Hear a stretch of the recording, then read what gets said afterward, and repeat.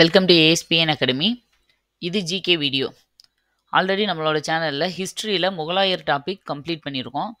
அந்த டாபிக் மட்டுமே கிட்டத்தட்ட ஒரு 4-5 வீடியோவாக உங்களுக்கு நம்மளோட சேனலில் பிளேலிஸ்ட்டில் இருக்கும். ஹிஸ்ட்ரி அப்படிங்கிற பிளேலிஸ்ட்டில் போனீங்கன்னா உங்களுக்கு இருக்கும். இப்போ நம்ம பார்க்க போகிற டாபிக் வந்து டெல்லி சுல்தானியம். நம்ம வந்து எப்படி கொடுத்துட்ருக்கோம் அப்படின்னா ஜிகே வந்து பாடம் வகையாக, அதாவது 7th 8th 9th அதில் இருக்கிற டெல்லி சுல்தான். ஏன்னா பாடமே நம்மளுக்கு அப்படி தான் கொடுத்துருக்காங்க. இப்போ முகலாயர்னு எடுத்துக்கிட்டோம்னா 6th இருக்கும், 7th இருக்கும், 9th இருக்கும், 11th இருக்கும், அந்த மாதிரி. அதை எல்லாத்தையும் கம்பைல் பண்ணி நான் உங்களுக்கு வந்து கன்ஃபியூஸ் ஆகாமல் இருக்கிறதுக்காக உங்களுக்கு ஒரு கதை மாதிரி ஒருத்தருக்கு அப்புறம் ஒருத்தர். இப்போ பாபர்னா பாபர் யாரு, அவர் என்ன பண்ணார், அக்பர்னா அவர் யாரு, அவர் என்ன பண்ணார், இந்த மாதிரி தொகுத்து கொடுக்கும்போது உங்களுக்கு வந்து ஒரு கன்சாலிடேட்டடாக படிக்க ஈஸியாக இருக்கும், ஒரு கதை மாதிரி.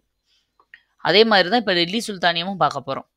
என்னன்னா இதில் ஃபர்ஸ்ட் பார்ட்லேயே ஓரளவு உங்களுக்கு ஒரு 80% சிலபஸ் கம்ப்ளீட் ஆயிரும். அதாவது டெல்லி சுல்தானியம்னா என்ன அப்படிங்கிறது உங்களுக்கு கம்ப்ளீட் ஆயிரும். பார்ட் 2 வீடியோவில் வந்து இதில் மிஸ் ஆன புக்கில் அங்கங்கே கொடுத்துருக்க எக்ஸ்ட்ரா பாயிண்ட்ஸ் எல்லாம் இன்னொரு பார்ட்டை நான் கொடுப்பேன்.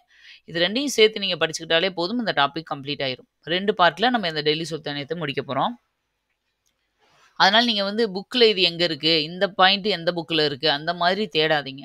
நம்மளுக்கு டெல்லி சுல்தானியம்னா என்னென்னலாம் தெரிஞ்சுக்கணுமோ அது எல்லாமே இதில் இருக்கும். அதுவும் கண்டினியூஸாக இருக்கும், உங்களுக்கு ஈஸியாக புரிகிற மாதிரி. சரி, நம்ம டாபிக் உள்ள போகலாம். ஃபர்ஸ்ட் இந்த டெல்லி சுல்தானியம் பார்க்கணும் அப்படின்னாலே அதில் என்னென்ன வம்சங்கள்லாம் வருது அப்படிங்கிறத முக்கியமாக தெரிஞ்சுக்கணும். எப்படி முகலாயர்களுக்கு பாட்ஷா அப்படின்னு ஒரு ஷார்ட்கட் வச்சு வரிசையாக பேரை வச்சோம் இல்லையா, அது மாதிரி டெல்லி சுல்தானியத்தில் வம்சங்கள் கொஸ்டின் வந்து இதுவே கேட்பாங்க. கால வரிசைப்படுத்துக அப்படின்னு சொல்லி கொடுத்துட்டு யாருக்கு அப்புறம் யார் ஆட்சி பண்ணாங்க, எந்த வம்சம் வந்துச்சு அப்படிங்கிறதையே கொஸ்டினாக கேட்பாங்க. அதனால நீங்கள் இது தெரிஞ்சுக்க வேண்டியது ரொம்ப முக்கியம். அதாவது அகிது சைலோ அப்படிங்கிறது தான் இதோட ஷார்ட்கட். அகிது சைலோ ஃபஸ்ட்டு ஸ்டார்டிங்கில் கேட்கும்போது கொஞ்சம் உங்களுக்கு டிஃப்ரெண்ட்டாக தெரியும். 2-3 டைம்ஸ் நீங்கள் வந்து சொல்ல சொல்ல உங்களுக்கு இது ஒரு வேர்டாகவே மைண்டில் நின்றும்.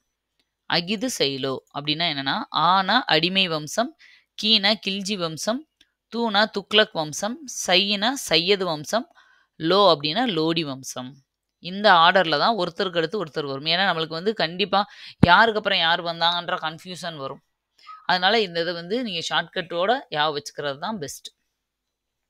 சரி, இப்போ இந்த டெல்லி சுல்தானியர் யார் அப்படின்னா, முகலாயர்களுக்கும் முன்னாடி வந்தவங்க தான் இந்த டெல்லி சுல்தானியர்கள். இவங்க தான் ஆட்சி பண்ணிக்கிட்டு இருந்தாங்க. இவங்களை தொடர்ந்து இவங்களோட கடைசி ராஜாவை, இந்த லோடி வம்சத்தோட கடைசி ராஜாவை 1ஆம் பானிபட் போரில் ஜெயிச்சு தான் பாபரே உள்ள வருவார். ஓகேவா, அதை தான் இதில் பார்க்க போகிறோம். இந்த டெல்லி சுல்தானியர்கள் வந்து முதல்ல முஸ்லீம் ஆட்சியை, அதாவது முகலாயர்கள் முஸ்லீம்கள்னு சொல்கிறோம் இல்லையா, அவங்களோட ஆட்சியை வந்து இந்தியாவுக்குள்ளே கொண்டு வந்தவங்களே இவங்க தான். இதுக்கு முன்னாடியும் ஒரு சில பேர் வந்திருப்பாங்க. யாருன்னா முகமது பின் காசிம் அப்படிங்கிறவர் படையெடுத்து வந்திருப்பாரு. இந்தியா மேலே படையடித்து ஜெயிச்சிருப்பாரு. அதுக்கடுத்து முகமது கஜினி, நம்மளுக்கு தெரியும், நிறையா வாட்டி படையெடுத்து நம்ம தான் வந்து ஜெயிச்சிருப்பார் கடைசியாக ஒரு வாட்டி. ஆனால் இவங்கெல்லாம் ஏன் வந்து வரலாற்றில் வரல அப்படின்னா, இவங்க வந்து எப்படி வந்தாங்க இந்தியாவுக்குள்ளே அப்படின்னா, வருவாங்க ஒரு டெல்லி இந்த மாதிரி தலைநகரத்தை வந்து ஜெயிச்சு அங்கே இருக்கிறதெல்லாம் சூறையாடிட்டு திரும்பி போயிடுவாங்க. இந்த மாதிரி தான் இவங்கெல்லாம் பண்ணிட்டு இருந்தாங்க. முகமது பின் காசிம் சரி, முகமது கஜினி எல்லாம் வந்து சூறையாடிட்டு கொள்ளையடிச்சிட்டு போகிறது தான். ஆனால் இங்கேயே இருந்து ஆட்சி பண்ணல யாருமே. முதல்ல இங்கேயே செட்டில் ஆகி இங்கேவே ஆட்சி பண்ணது யாருன்னா முகமது கோரி அப்படிங்கிறவர் தான். முகமது கோரி தான் இங்கேயே செட்டில் ஆகி முதல்ல ஆட்சியை தொடங்கினவர். பாருங்க, முகமது கோரி முஸ்லீம் ஆட்சியை இந்தியாவில் நிறுவியவர். எப்பனா 1200களில், இந்த பீரியட்லேயேவும். ஏன்னா நம்மளுக்கு வந்து இதுக்கு அப்புறம் தான் முகலாயர்களோட வருஷம்லாம் தெரியும் வரும். ஓகேவா, அதுலேருந்தே நீங்கள் இந்த காலங்களை வச்சே நீங்கள் யாருக்கு அப்புறம் யார் வந்தாங்கன்றதை கெஸ் பண்ணிக்கலாம். இவருக்கு வந்து இந்த முகமது கோரிக்கு பசங்க கிடையாது, அதாவது வாரிசே கிடையாது, மகன் இல்லை. ஓகேவா, அப்போ இவர் வந்து என்னன்னா பண்டகன் அப்படிங்கிற இராணுவ அடிமைகளை நிறைய பேரை வச்சுருந்தார். அவங்களுக்கு பேர், ஆக்சுவலாக அவங்க இராணுவத்தில் அடிமைகளாக வேலை செய்கிறவங்க, அவங்களுக்கு பேர் பண்டகன். இவங்களை என்ன பண்ணுவாங்கன்னா, ஒவ்வொரு மாநிலத்துக்கும் ஆளுநர்களாக, எதுலேயும் பெஸ்ட்டாக இருக்கிறவங்களை வந்து மாநிலத்தோட ஆளுநர்களாக இவர் நியமிப்பார். அவங்க இவருக்கு கீழே வந்து ஒரு சிற்றரசர்கள் மாதிரி இருந்து பார்த்துக்குவாங்க. ஏன்னா பசங்க இருந்தாங்கன்னா 4 பசங்க, 5 பசங்க இருப்பாங்க. அவங்களவே பிரிச்சு ஒவ்வொரு ஏரியாவையும் பார்த்துக்கிற சொல்லுவாங்க, ஆளுநரா. ஆனா, இவருக்கு தான் பசங்க இல்ல இல்லையா? அதனால இந்த ராணுவ அடிமைகளையே தான் அதுல இவருக்கு பிடிச்ச ரொம்ப கொஞ்சம் நெருக்கமானவங்கள எல்லாம் ஆளுநர்களா பணியில அமர்த்தினாரு. அப்ப என்னாச்சுன்னா, 1206ல முகமது கோரி இறந்துர்றாரு. 200கள்ல தான் இந்தியாவுக்குள்ள வாராரு. ஒரு 1206லயே இவரு இறந்துர்றாரு. இப்ப இவருக்கு அப்புறம் யாரு ராஜாவாகிறது அப்படின்னு பார்க்கும்போது, இவருகிட்ட ஒரு அடிமையா வேலை பார்த்தவர் தான் குத்புதீன் ஐபக் அப்படிங்கிற ஒருத்தர். இவர் வந்து ஆக்சுவலா இவர் வந்து மாம்லுக் அரச வம்ச சேர்ந்தவர். மாம்லுக் அப்படின்னு சொல்லுவாங்க இவங்களோட. இது அடிக்கடி இந்த கொஸ்டின்ல கேட்டிருக்காங்கப்பா.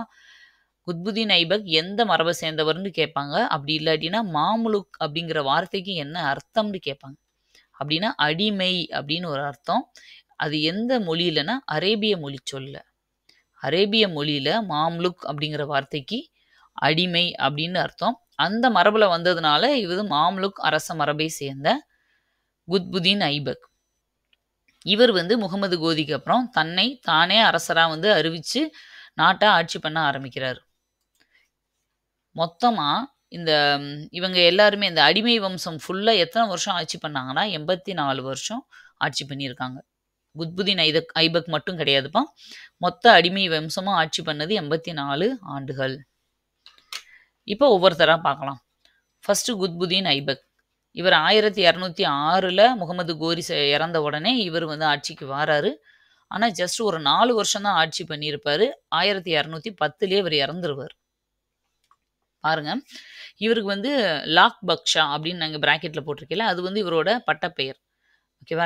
அதாவது லட்சமா அள்ளி குடுப்பாரு. நல்ல மத்தவங்களுக்கு வந்து ஹெல்பிங் டெண்டன்சி இவருக்கு ஜாஸ்தி இருக்கும். பல லட்சங்களே அள்ளி கொடுத்ததால் குத்புதீன் ஐபக்குக்கு லாக் பக்ஷா அப்படிங்கிற ஒரு பேரும் இருக்கு. இவர் மொத ஆட்சி பண்ணும்போது லாகூரை தான் தலைநகரமா வச்சு ஆட்சி ஆரம்பிச்சார். இப்பதான் நம்ம டெல்லின்னு சொல்றோம் இல்லையா? ஆனா அப்பெல்லாம் அப்படி கிடையாது.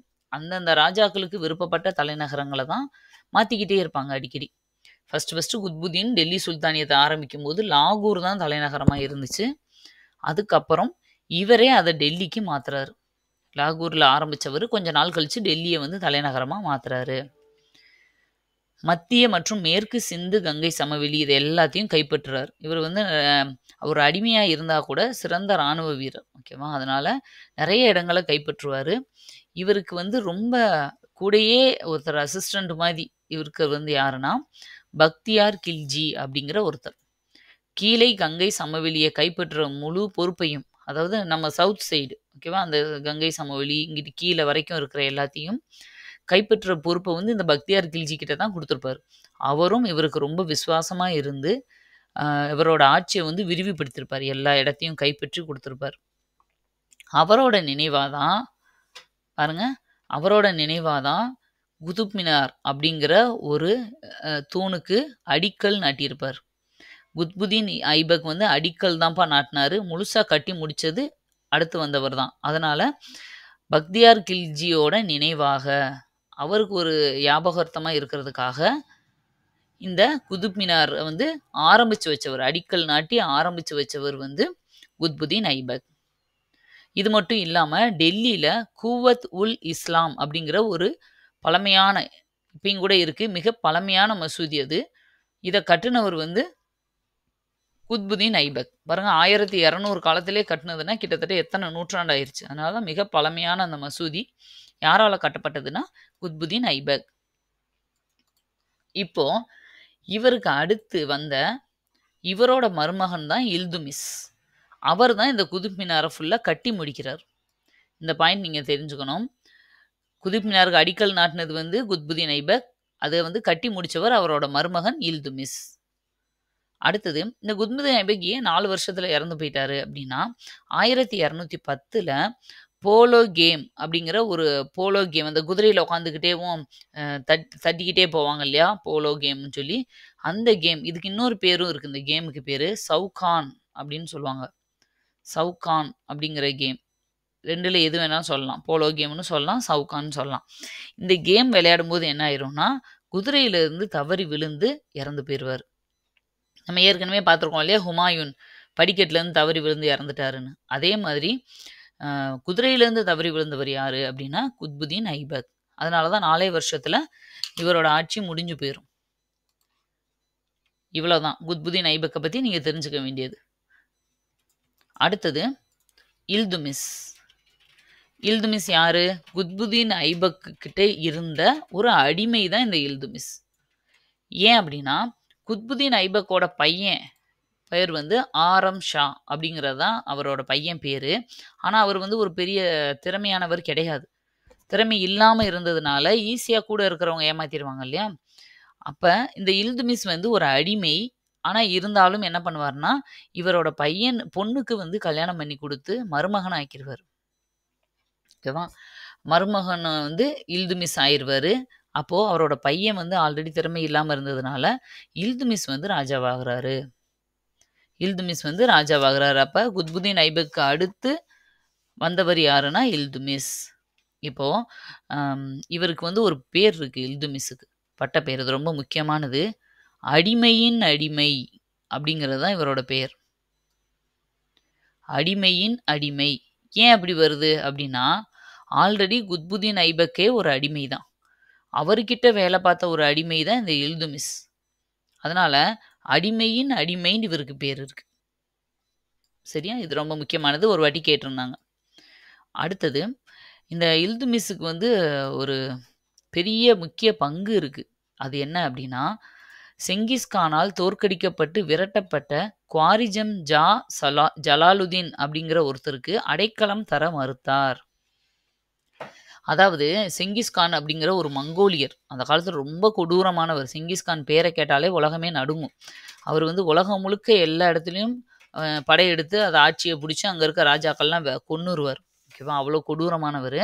அங்கிருந்து தப்பிச்சு ஓடி வந்த குவாரிஜம் ஷா ஜலாலுதீன் ஒருத்தர் இல்துமிஸ் கிட்ட வந்து ஹெல்ப் கேட்பார். அடைக்கலம் கேட்பார். எனக்கு வந்து அவர்கிட்ட வந்து என்னைய காப்பாத்துங்க அப்படின்னு சொல்லி. ஆனா இல்துமிஸ் வந்து முடியாதுன்னு சொல்லிடுவார்.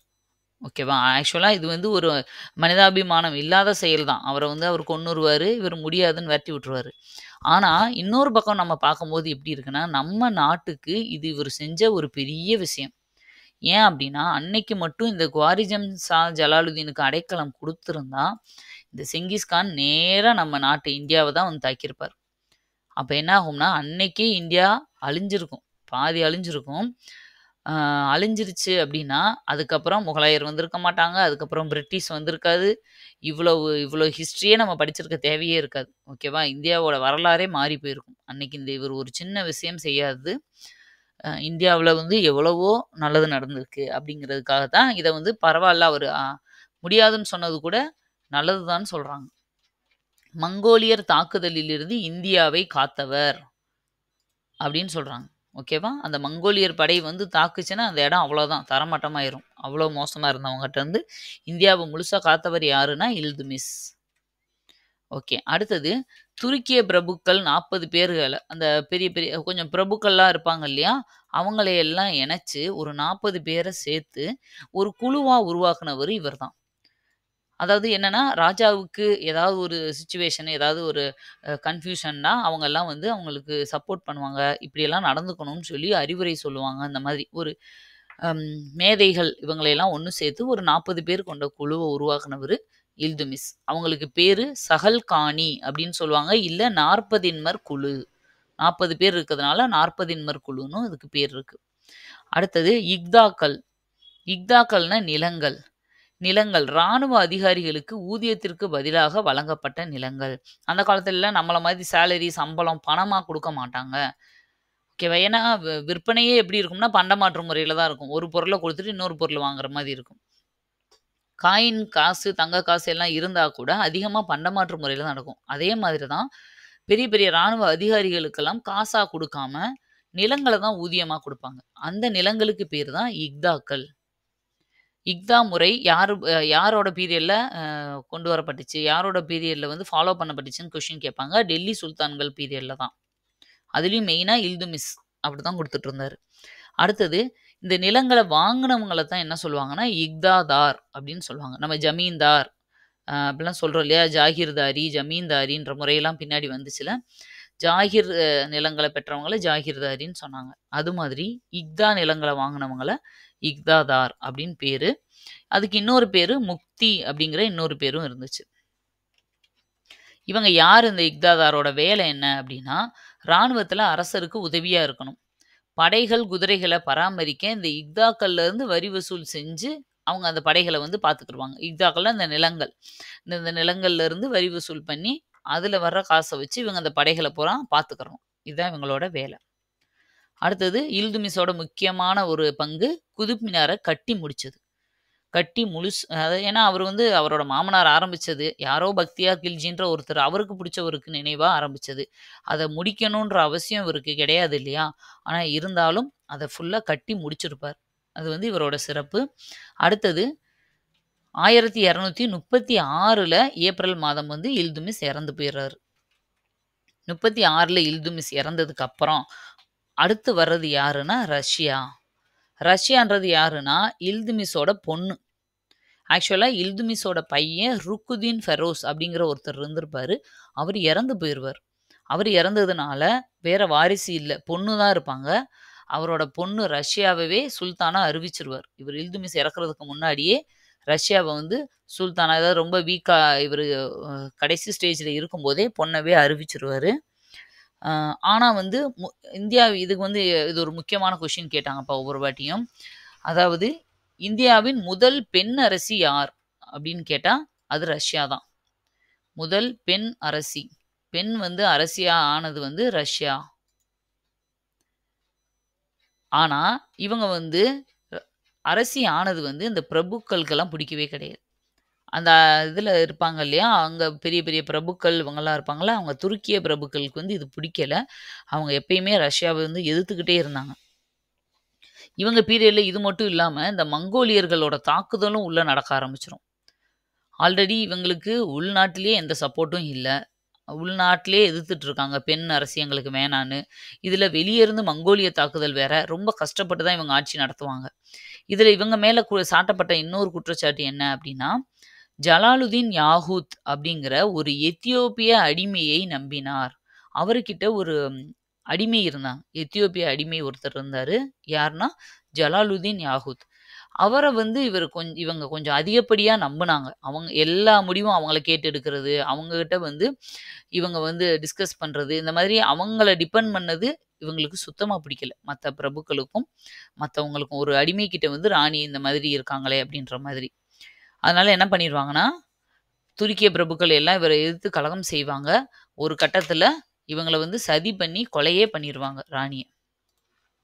1240ல. அதனால வெறும் 4 வருஷம் தான் இவங்க ஆட்சி பண்ணியிருப்பாங்க. முகமது கோரியும் 4 வருஷம் தான். ரஷ்யாவும் 4 வருஷம் தான். இதுக்கு அப்புறம் வர்றவர் தான் கியாசுதீன் பால்பன். கியாசுதீன் பால்பன் ரொம்ப முக்கியமானவரு. கியாசுதீன் பால்பன். இவர் 1266லேருந்து 1287 வரைக்கும் ஆட்சி பண்ணியிருப்பாரு. ரஷ்யாவுக்கு அப்புறம் 3 பேரு சுல்தானா இருந்திருப்பாங்க. ஏன்னா ரஷ்யா அவங்க இறந்தது எப்போ? இறந்த வருஷம் வந்து 1240லே இறந்துடுறாங்க இல்லையா? ஆனா கியாசுதீன் பால்பன் 66ல இருந்து தான் ஆட்சிய பிடிக்கிறாரு. அப்ப அதுக்கு இடையிலலாம் என்ன ஆச்சு அப்படின்னா, அதுக்கப்புறம் 3 அரசர்கள் வந்து ஆட்சியில இருந்திருப்பாங்க. ஆனா அவங்கலாம் பெருசா வந்து ஸ்ட்ராங்கானவங்க கிடையாது. வலிமை குன்றிய சுல்தான்கள் இருந்தாங்க. அதனால அவங்கள பத்தி ஹிஸ்ட்ரியிலேயே குடுக்கல. அதுக்கடுத்து வந்த ரொம்ப ஸ்ட்ராங்கான ஒருத்தர் தான் இந்த கியாசுதீன் பால்பன். இவரு வந்த உடனே அந்த 40 குழு அப்படின்னு ஒண்ணு இருந்துச்சு இல்லையா? சஹல் கானி. யாரு? இல்துமிஷ் ஆரம்பிச்சார்ல, அந்த 40 குழுவ வந்தோனே ஒழிச்சிருவாரு. யாரு சொல்றதையும் கேட்டு ஏன்னா அவங்கலாம் டாமினேட் பண்ண ஆரம்பிச்சுருவாங்க இல்லையா ராஜாவவே. அது இவருக்கு பிடிக்காது. வந்த உடனே ஒழிச்சிருவார். இது அடிக்கடி கேட்பாங்க. 40 குழு ஒழித்தவர் யார்? அப்படின்னு கேட்பாங்க. ஆரம்பிச்சவர விட ஒழித்தவர தான் அடிக்கடி கேட்பாங்க. அடுத்தது ஒற்றர் துறை உருவாக்கினார். இந்த ஸ்பை ஒற்றர்கள் எல்லாம் உருவாக்குனது இவர்தான். துக்ரில் கான் அப்படிங்கிற வங்காள மாகாண ஆளுநரை வந்து கொன்னவரு இவர்தான். ஆக்சுவலா என்னன்னா, இன்னொரு புக்ல குடுத்திருப்பாங்க. இந்த துக்ரில் கான் வந்து பால்பனுக்கு ரொம்ப புடிச்சவரு. அதனால இவர் தான் வங்காளத்தோட ஆளுநராவே இவர வந்து நியமிச்சிருப்பாரு. ஆனா ஒரு கட்டத்துல இந்த துக்ரில் கான் என்ன பண்ணுவாருன்னா, பால்பனுக்கு எதிராவே கிளர்ச்சி பண்ண ஆரம்பிச்சுருவாரு. எல்லாமே இவர எதிர்த்து பண்ண ஆரம்பிச்சுருவாரு. அவரு சுதந்திர நாடா வந்து அறிவிக்க முயற்சி பண்ணுவார். அப்ப இவர் வந்து கோவம் வந்து என்ன பண்ணிருவாரு, கொன்னுட்டு இவரோட பையனை வந்து அதுக்கு வங்காளத்துக்கு ஆளுநர் ஆக்கிருவார். அடுத்தது மியோக்களிடம், மியோ அப்படிங்கிற ஒரு இனத்தை சேர்ந்தவங்க வடமேற்கு ராஜபுத்திர முஸ்லீம்களை தான் மியோக்கள்னு சொல்லுவாங்க. கருணை இல்லாமல் நடந்து கொண்டார் அப்படின்னு சொல்லுவாங்க. கருணை இல்லாமல் நடந்துக்கிட்டது யாரு அப்படின்னா கியாசுதீன் பால்பன். ஏன் அப்படின்னா அதுக்கு ரீசனும் சொல்லுவாங்க. அவங்க வந்து ரொம்ப இந்த கொலை, கொள்ளை, வழிப்பறி இதுல எல்லாம் ஈடுபட்டுட்டு இருப்பாங்க. அதுக்காக வந்து அவங்கள வந்து இந்த கருணை இல்லாம அவங்களுக்கு தண்டனை எல்லாம் கொடுத்திருப்பாரு. அடுத்தது குலகு கான். உலகு கான் சொல்லுவாங்க, குலகு கான் சொல்லுவாங்க. இந்த உலுக்கான்னு ஒரு சில இடத்துல சொல்லுவாங்க. ஏன்னா அந்த நேம் எல்லாமே சான்ஸ்கிரிட்ல ஒரு மாதிரி இருக்கும், இங்கிலீஷ்ல ஒரு மாதிரி இருக்கும், தமிழ்ல ஒரு மாதிரி இருக்கும். கொஞ்சம் கொஞ்சம் டிஃப்ரென்ஸ் இருக்கும். நீங்க வந்து ஆப்ஷன்ல பார்க்கும்போது நல்லா தெளிவா பார்க்கணும். உலகு கான் தான் இருக்கு, உலுக்கான் இருக்கு. அதனால நான் அதை விட்டுட்டேன் அப்படின்னு சொல்லக்கூடாது. உலுக்கான், உலகு கான் எல்லாமே இவர்தான். இந்த உலகு கான் கூட யாரு அப்படின்னா இவர் செங்கிஸ்கானோட பேரன். நம்ம சொன்னோம் இல்லையா, செங்கிஸ்கான் படையெடுப்புனாலே எல்லாரும் பயப்படுவாங்கன்னு. ரஷ்யா அவரோட பீரியட்லயே வந்து அவங்க செங்கிஸ்கான் எல்லாமே உள்ள வர ஆரம்பிச்சிட்டாங்க, மங்கோலியர்கள் எல்லாம். அப்ப என்ன பண்ணுவாருன்னா இவர் பால்பன் அந்த செங்கிஸ்கானோட பேரனான குலகு கான் கூட ஒரு அமைதி ஒப்பந்தம் போட்டு வச்சுக்குவார். ஏன்னா நான் வந்து உன்னை எந்த டிஸ்டர்பும் பண்ண மாட்டேன், நீ வந்து என்ன வந்து எங்க நாட்டை டிஸ்டர்ப் பண்ணக்கூடாதுன்னு சொல்லி முதல்ல செங்கிஸ்கான் வம்சத்தோட ஒப்பந்தம் போட்டவர் யாருன்னு கேட்டா அது பால்பன். என்ன ஒப்பந்தம் அப்படின்னா மங்கோலியர்கள் சட்லஜ் நதியை கடந்து படையெடுத்து வர மாட்டார்கள், நாங்க உங்களை அந்த சட்லஜை தாண்டி உள்ள வரமாட்டோம் அப்படின்னு அவங்க வாக்குறுதி கொடுத்துருக்காங்க. இதுதான் வந்து அவங்க கூட போட்டுக்கிட்ட ஒரு உடன்படிக்கை. ஆனா, அப்படி இருந்துமே பால்பனுக்கு வந்து மனசுக்குள்ள பயம் இருந்துட்டே இருக்கும். அதனால என்ன பண்ணுவார்ன்னா, மங்கோலியர் தாக்குதலை தடுக்க பல கோட்டைகள கட்டிக்கிட்டே இருப்பாரு சுத்தி. நாட்டோட பாதுகாப்புக்கு ப கோட்டைகள அதிகமா கட்டுனவர் யாரு அப்படின்னா, பால்பன் பீரியட்ல தான். இவர் வந்து பாரசீக கவிஞர் அமீர் குஸ்ரு அப்படிங்கிற ஒருத்தர ஆதரித்தார். ஒவ்வொருத்தரும் ஒரு கவிஞர், ஒரு புலவர் இந்த மாரி ஒருத்தவங்கள ஆதரிப்பாங்க இல்லையா? அந்த மாதிரி இவரு ஆதரித்தவர். அவர் எந்த கவிஞர்? பாரசீக கவிஞர். பேரு அமீர் குஸ்ரு. இதுவரைக்கும் 2, 3 டைம்ஸ் கேட்ட கொஸ்டினு. இவருக்கு சிறப்பு பெயர் என்னன்னா, இந்திய கிளி அப்படிங்கிறது இவரோட சிறப்பு பெயர். இந்திய கிளி என அழைக்கப்படுபவர் யார் அப்படின்னு கேட்பாங்க, அமீர் குஸ்ரு. அவர் யாரோட அவையில இருந்தாருன்னு கேட்பாங்க, பால்பனோட அவை. இல்ல சம்டைம்ஸ் அவர் எந்த கவிஞர்ன்னு கேட்பாங்க, அவர் ஒரு பாரசீக கவிஞர். ஓகே. அடுத்து 1287ல பால்பன் இறந்துடுறாரு. பால்பனோட பையன் கைக்குபாத் அப்படிங்கிறவரு. இவர் வந்து ஒரு திறமையற்றவரா இருந்ததுனால, இந்த கைக்குபாத்த வந்து சும்மா பேருக்கு டம்மி ராஜாவா வச்சுட்டு, படை தளபதியா இருந்த மாலிக் ஜலாலுதீன் கில்ஜி அப்படிங்கிறவர் தான் வந்து நாயிப் அப்படிங்கிற பதவியில இருந்திருப்பார். நாயிப்னா அங்க பெரிய படை தளபதி அப்படின்ற மாரி சொல்லுவாங்க. ஆந்திரா சைடு வந்து இந்த வார்த்தைய அதிகமா யூஸ் பண்ணுவாங்க. நாயிப் பதவியில இருந்தவர் தான் இந்த மாலிக் ஜலாலுதீன் கில்ஜி. ராஜா வந்து ரொம்ப திறமையற்றவரா இருந்தனால, இவர் தான் வந்து டாமினேட் பண்ணி எல்லாத்தையும் பார்த்துக்கிறாரு. ஓகேவா? கைக்குபாத்துன்ற பேர்ல அவர ராஜாவா வச்சுக்கிட்டு, இவரு தான் சொல்றது தான் சட்டம். ஒரு கட்டத்தில என்ன பண்ணுவாருன்னா, இது எதுக்கு தேவையா? அவர வச்சுக்கிட்டு நம்ம ஆட்சி பண்ணணும்னு சொல்லிட்டு, கில்ஜி கைக்குபாத்த அம் ஆள வச்சு கொன்னுருவாரு. கொன்னுட்டு இவரே ஆட்சிய புடிச்சுட்டு, இவரே ராஜாவாயிருவாரு. இப்ப இருந்து தான் கில்ஜி வம்சம் ஆரம்பிக்குது. இதுக்கு முன்னாடி நம்ம பார்த்த 4 பேருமே அடிமை வம்சத்த சேர்ந்தவங்கப்பா. அடிமை வம்சத்தை சேராதது யாரு? அப்படின்னு கூட ஆப்ஷன்ல குடுத்து, இந்த 4 பேர்லயும் வராத ஒருத்தர குடுக்கலாம். அடிமை வம்சத்த சேர்ந்தது. அடிமை வம்சத்துக்கெல்லாம் முன்னாடி முகமது கோரி. அவர் தனி. அடிமை வம்சத்துல அவர் சேர மாட்டார். அவருக்கு அடுத்து வந்த குத்புதீன் ஐபக், இல்துமிஸ், ரஷ்யா, பால்பன். இந்த 4 பேரும் அடிமை வம்சத்த சேர்ந்தவங்க. அவங்க கிட்ட இருந்த அதிகாரியா இருந்த கில்ஜி தான் ராஜாவாகுறாரு. இன்னி கில்ஜி வம்சம் தொடங்குது. ஓகே. அடுத்தது கில்ஜி அரச வம்சம். பாருங்க, கில்ஜி வம்சத்த முதல்ல தொடங்கி வைக்கிறவர் வந்து ஜலாலுதீன் கில்ஜி. இவர் வந்து ஒரு நாயிப் பதவியில இருந்தவர். நைப்ன்னு சொல்லுவாங்க, நாயிப் அப்படின்னு சொல்லுவாங்க. 1290ல இருந்து 96 வரைக்கும் கிட்டத்தட்ட 6 வருஷம் ஆட்சி பண்ணியிருக்காரு. படையெடுப்புகளை திட்டமிட்டு வழி நடத்தியவர். கரெக்ட்டா பிளான் பண்ணி இப்படிதான் அட்டாக் பண்ணணும் அப்படின்னு பிளான் பண்ணி பண்ணவர் இவரு. இவர்கிட்ட இருந்தவர் தான் அலாவுதீன் கில்ஜி. இந்த அலாவுதீன் கில்ஜி யாரு அப்படின்னா, ஜலாலுதீனோட மருமகன். மருமகன்னா கல்யாணம் பண்ணி மகள கல்யாணம் பண்ணி வந்த மருமகன் கிடையாது. உடன் பிறந்தோரின் மகன், சகோதரி. ஓகேவா? அக்கா பையனா, தம்பி பையனோ அந்த மாதிரி. ஓகேவா? அவன் தாய் மாமா. அலாவுதீன் கில்ஜிக்கு ஜலாலுதீன் கில்ஜி வந்து தாய் மாமா. அவர்கிட்ட அதனால அவர் என்ன பண்ணியிருப்பாருன்னா, அலாவுதீன் கில்ஜிய காரா அப்படிங்கிற பகுதிக்கு ஆளுநர் ஆக்கியிருப்பாரு. ஓகேவா? காராங்கிற பகுதிக்கு வந்து ஆளுநர் ஆக்கியிருப்பாரு. இவர் யாருன்னா, ஜலாலுதீனோட உடன் பிறந்தோரின் மகன். இப்ப உங்களுக்கு 2 பேருக்குள்ள ரிலேஷன் புரிஞ்சிருக்கும்.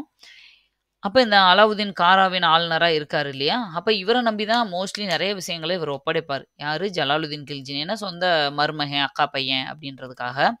அப்ப இவர்கிட்ட தேவகிரிய ஆண்டு அப்ப வந்து இந்த சவுத் சைடு தேவகிரி அப்படிங்கிறது ரொம்ப ஃபேமஸ் ஆனது. அங்க யாதவர்கள் தான் ஆட்சி பண்ணிட்டு இருந்தாங்க. அந்த யாதவ மன்னர் ராமச்சந்திரன் அப்படிங்கிற ஒருத்தர ஜெயிச்சுட்டு வர சொல்லி அனுப்புவாரு. அப்ப இவரும் போயி அலாவுதீன் கில்ஜி அவர ஜெயிச்சுட்டு, அங்கருந்து பெரும் செல்வத்தோட நாட்டுக்கு திரும்பி வருவார். அந்த தேவகிரி யாதவ அரசர் ராமச்சந்திரன் அந்த பேர் தெரிஞ்சுக்கோங்க. அவர கொள்ளையடிச்சுட்டு அங்கருந்து ஆ அளவுக்கு அதிகமான செல்வத்தையும், பணத்தையும் எடுத்துட்டு வருவாரு. வந்தவரு என்ன பண்ணுவாரு அப்டின்னா, பணத்த பார்த்த உடனே இவருக்கு ராஜா ஆகணுன்ற ஆசை வந்துரும். இப்ப அவ்ளோ பணமும் இவர் கையில தானே இருக்கு. அப்ப என்ன பண்ணுவாருன்னா, இந்த பணத்த பூரா முக்கியமான பிரபுக்கள், படை தளபதிகள், அமைச்சர்களுக்கு லஞ்சமா குடுத்து, எல்லாரையும் அலாவுதீன் கில்ஜி பக்கம் திருப்பிருவாரு.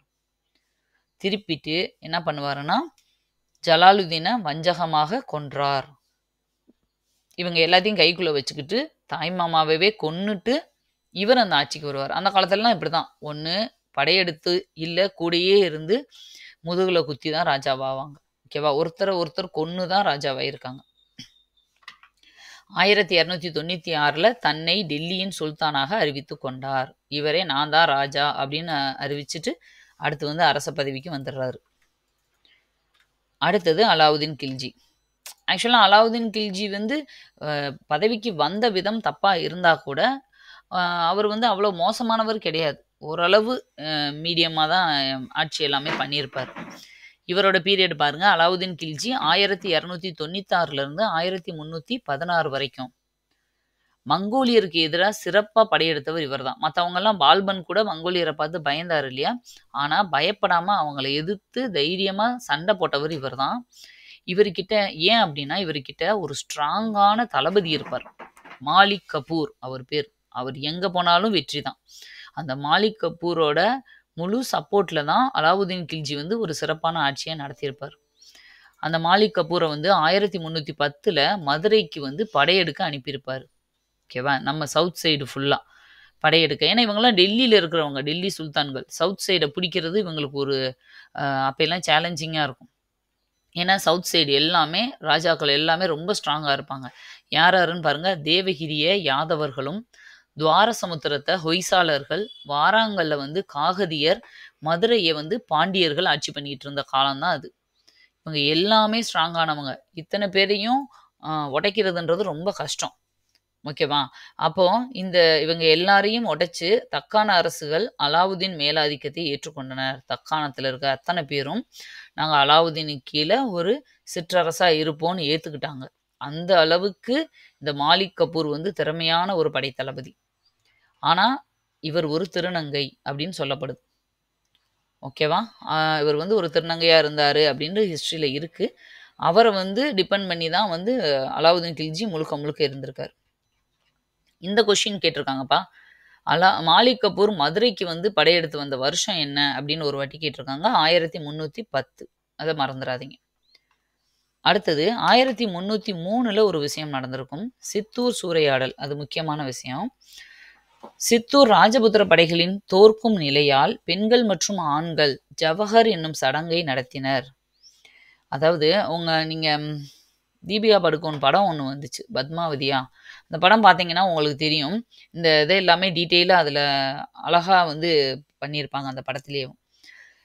நம்ம ஏற்கனவே அக்பர் பீரியட்ல பார்த்திருப்போம். அக்பரோட மிகப்பெரிய பாவம் சித்தூர வந்து சூறையாடும்போது கிட்டத்தட்ட 30,000 படை வீரர்கள் இறந்து போயிருப்பாங்க. அவங்களோட மனைவிகள் 30,000 பேரும் அந்த போர் நடந்த இடத்துல வந்து 30,000 பேருமே உடன்கட்டை ஏறிருவாங்க. சரியா? அது மிகப்பெரிய அக்பரோட பாவம் அப்படின்னு சொன்னாங்க இல்லையா? அதே மாதிரி இதுவும் சித்தூர் சூறையாடல் தான். இது அதுக்கும் முன்னாடி நடந்தது 1303ல. இதுவும் என்ன நடந்திருக்கும்னா, இந்த மாதிரி இவங்க இந்த அலாவுதீனோட படைகள் வந்து சித்தூர சூறையாடும்போது, சித்தூர் வந்து தோத்துரும். ஏன்னா என்ன இருந்தாலும் ஒரு பெரிய ஒரு ராஜாக்கள் இல்லையா, அவங்க டெல்லியவே ஆட்சி பண்ற ஒரு பெரிய படை.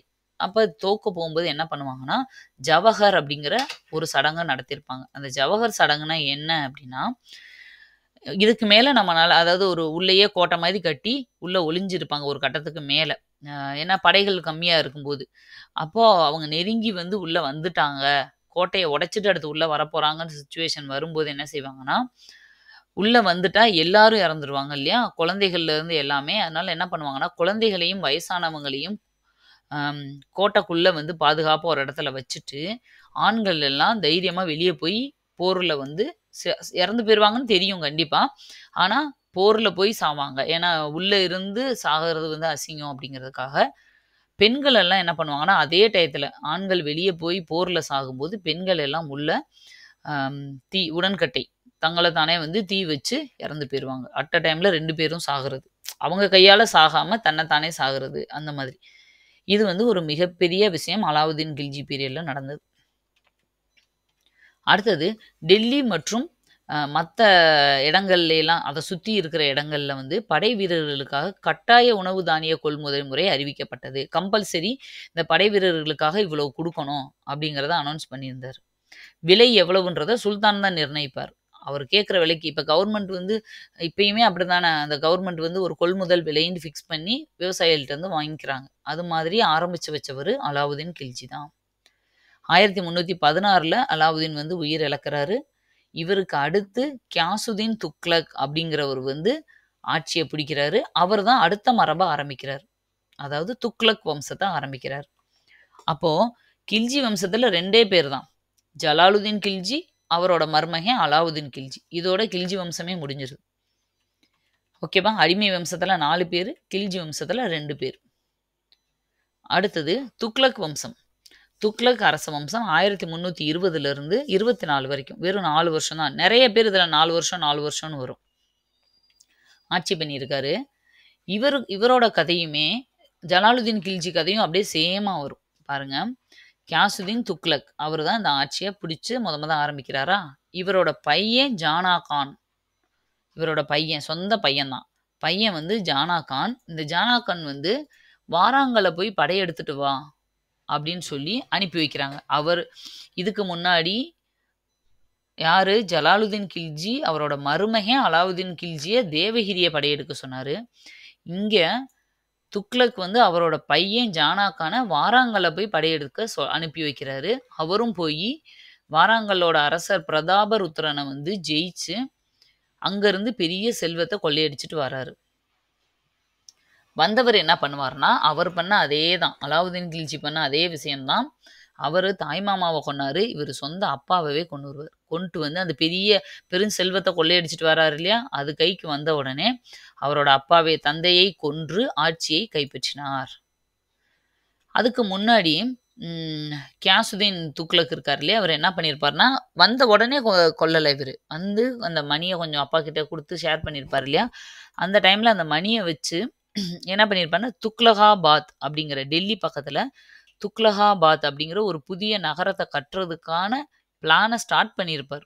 அப்ப துக்லகாபாத் யார ஆரம்பிச்சாங்கன்னா, கியாசுதீன் துக்ளக். அந்த பேரே வருது பாருங்க துக்லகாபாத் அப்படின்னு. துக்ளக் வம்சம் ஆரம்பிச்சது. அதுலயும் கியாசுதீன் ஆரம்பிச்சது. அத முடிக்கிறதுக்குள்ள இவர் தான் கொன்னுடுறாரு. 1325ல ஜானா கான் வந்து அரியணை ஏறுறாரு. ஆனா அரியணை ஏறின பிறகு இவர் பேரை எப்படி மாத்திக்கிறாருன்னா, முகமது பின் துக்ளக் அப்படின்னு மாத்திக்கிறார். இதுதான் ரொம்ப முக்கியம். ஆக்சுவலா நமக்கு எல்லாருக்குமே முகமது பின் துக்ளக்னு தான் அவர் பேர தெரியும். ஆனா உண்மையான பேரு ஜானா கான். சரி, இப்போ அப்பாவ கொன்னுட்டு பதவிக்கு வந்துட்டாரு. இப்போ அடுத்து முகமது பின் துக்ளக்கோட ஆட்சி ஆரம்பிக்குது.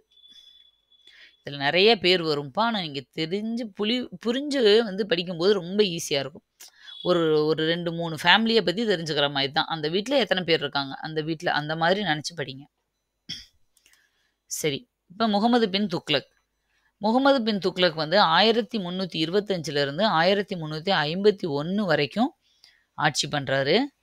கிட்டத்தட்ட பாருங்க 25 வருஷத்துக்கு மேல ஆட்சி பண்றாரு. 26 வருஷம். ஆனா, இவரு இத்தன வருஷம் ஆட்சி பண்ணி பெரிய பேரரசரா இருந்தா கூட, இவர வந்து என்ன சொல்றாங்கன்னா, முரண்களின் மொத்த உருவம். முரண்களின் மொத்த உருவம்னா, ஏட்டிக்கு பூட்டியா ஏதாவது பண்ணிக்கிட்டே இருப்பார். ஓகேவா? அவரே ஒரு முடிவு எடுப்பாரு. திரும்ப அது தப்புன்னு மாத்துவாரு. இந்த மாதிரி அவர் செஞ்சு, செஞ்சு அத கரெக்ட் பண்றதுக்கே இவரோட லைஃப் டைம் முடிஞ்சு போயிருக்கும். முக்கியமா 3 விஷயம் இவரோட பீரியட்ல இவர் தப்பு பண்ணியிருப்பார். ஃபர்ஸ்ட் பாருங்க. மிகவும் கற்றறிந்தவர். ஆனா கொடூரமானவர் இவர். ரொம்ப கொடூரமானவர். இரக்க குணமே இல்லாதவர். ஓகேவா? துணைக்கண்டம் முழுவதும் தனது நாடாக்க எண்ணினார். இந்தியா முழுக்க அதுல ஒரு சில இடங்கள்ல பிடிக்க முடியாம இருந்துச்சு இல்லையா? அப்படியெல்லாம் இல்ல. இந்தியா முழுக்க இவரோட நாடா இருக்கணும் அப்படின்னு ஆசைப்பட்டாரு. தலைநகரத்த வந்து டெல்லியில இருந்து தேவகிரிக்கு மாத்தினார். நம்ம ஏற்கனவே பார்த்தோம். குத்புதீன் ஐபக் லாகூர்ல இருந்து டெல்லிக்கு மாத்துனார். அதுக்கப்புறம் வந்து இத்தன பேருமே டெல்லிய தான் தலைநகரமா வச்சு ஆட்சி பண்ணிட்டு இருந்தாங்க. அதனால தான் மெயினா இவங்க டெல்லி சுல்தானேட்ன்னு பேரே வந்துச்சு. ஆனா, இவர் என்ன பண்றாருன்னா, முகமது பின் துக்ளக் வந்த உடனே டெல்லிய வந்து தேவகிரிக்கு மாத்துறாரு. தேவகிரி எங்க இருக்குன்னா, சவுத் சைடு இருக்கு. தௌலதாபாத் அப்படின்னு சொல்லுவாங்க. தக்காணம்னு சொல்லுவோம் இல்லையா? அந்த ஏரியால இருக்கிறது தான் இந்த தேவகிரி. இவர் என்ன நெனச்சாருன்னா, இந்தியா முழுக்க நம்மளோட ஆட்சியா இருக்கணும். அப்ப நம்ம டெல்லி வந்து ஒரு கார்னர்ல இருக்கு. அங்க இருந்துகிட்டு எப்படி இந்தியா ஃபுல்லா நம்ம மானிட்டர் பண்ண முடியும்? அதனால நம்ம போய் சென்டர்ல உட்காந்துக்கலாம். அப்ப சுத்தி மானிட்டர் பண்றதுக்கு ஈஸியா இருக்கும் அப்படின்னு நெனச்சு, தலைநகரத்த டெல்லியிலருந்து தேவகிரிக்கு மாத்துறாரு. அந்த தேவகிரியோட பேரையும் ஏன்னா தேவகிரி அப்படிங்கிறது ஒரு ஹிந்து நேம்ன்றனால, தௌலதாபாத்ன்னு பேரையும் மாத்திர்றாரு. மாத்துனவரு என்ன ஆகும் அப்படின்னா, அங்க இருந்து ஒருத்தர் கூட இல்லாம டெல்லியவே முழுசா மாத்துனா என்ன பண்ணணும்? அங்க இருக்க மக்கள் அங்க விட்டுட்டு, இங்க தேவகிரிக்கு வந்து இங்க இருக்க மக்கள், இங்க இருக்க இடங்கள அப்படியே தலைநகரமா வச்சு, இவர் வந்து ஒரு அரண்மனைய மட்டும் கட்டி இருந்துக்கணும் இல்லையா? ஆனா அப்படி பண்ண மாட்டார். டெல்லியில இருக்க எல்லாரையுமே கிளம்பி தேவகிரிக்கு வாங்கன்னு கூட்டிட்டு போவார்.